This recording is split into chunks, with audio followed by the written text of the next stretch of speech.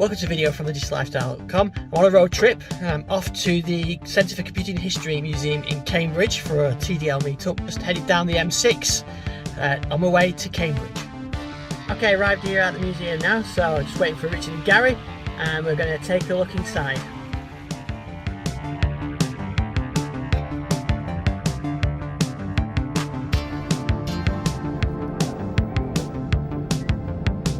Feel the intense competition.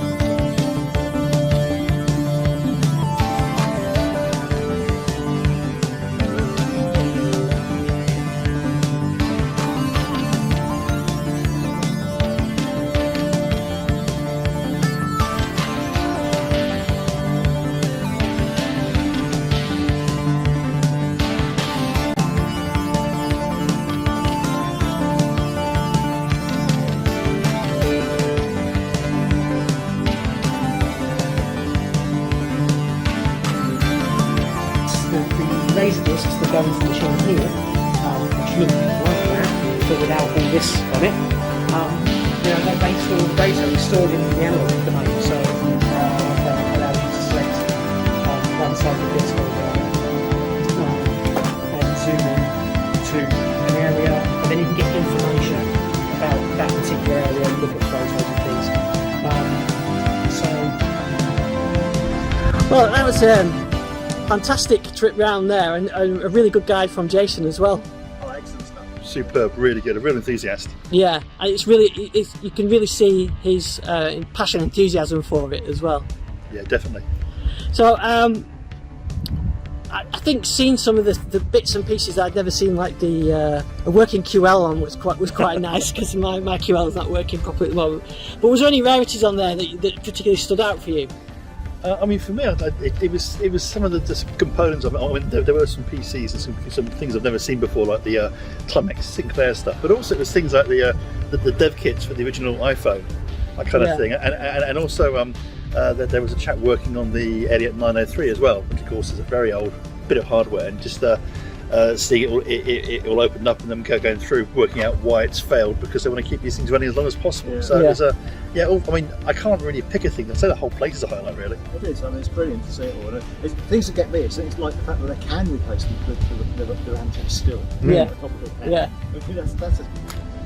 It's amazing that something that age can actually still be worked on, still be fixed. Yeah, exactly. I mean, obviously, there's a lot of stuff there I actually had and worked on and did some coding on, and, which is rather scary. But I did see some punch tape with the words Garry Whittaker.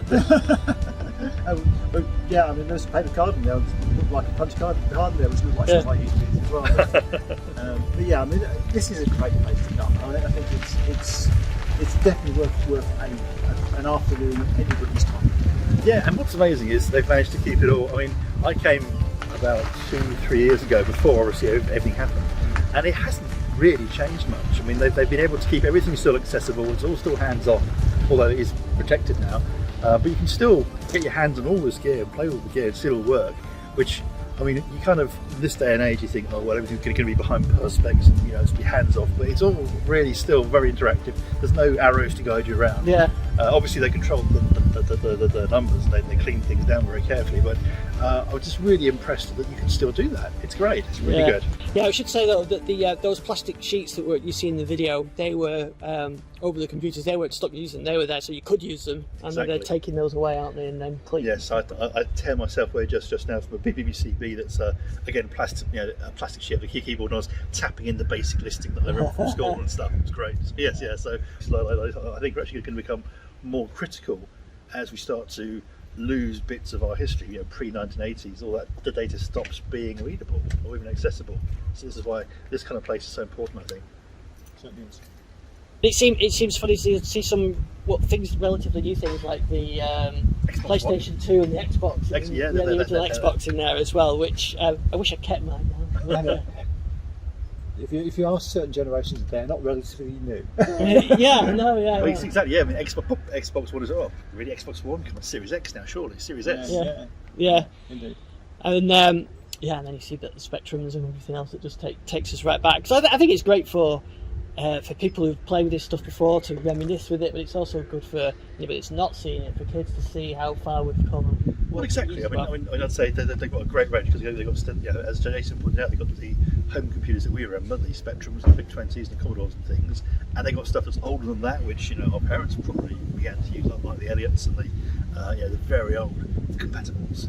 And then of course you've got the stuff that maybe if you're in your 20s you think, I remember that from when I was a kid, and it's like the PlayStation 2 or the Xbox 360 or even the original Xboxes are there as well. Yeah. I particularly enjoyed the video games arcade. We had all the going from the Amstrad CPC game-based games console all the way around to you had the Xbox. And then but of course the most fun thing I thought was the Colossal Cave Adventure. Colossal Cave was brilliant. Yeah, text adventures. Those are one of those things that come out totally out of fashion now, aren't they? But the books aren't. So why text adventures? I don't know, but I remember playing those on. I think because they're really hard to play on a phone. Honestly, that's what it is. It's just, you've got to have a keyboard, and keyboards are not so much a thing anymore, are they? So no, not at all. Well, it's certainly a really enjoyable trip. Really glad we managed to make it down. And we've done it. We're face to face the first time in 3 years. And we've even got a bonus trip tomorrow. We have indeed. Yes. So we're off to Milton Keynes tomorrow. Milton Keynes. We're off to Milton Keynes now. Yes. And then we've got some more video coming from Milton Keynes tomorrow, so look out for that. So that's day one of our road trip complete. Now off to the bar to watch the football? No. Off the bar to some beer and then hide in my room. It's watch qualifying for the Formula 1.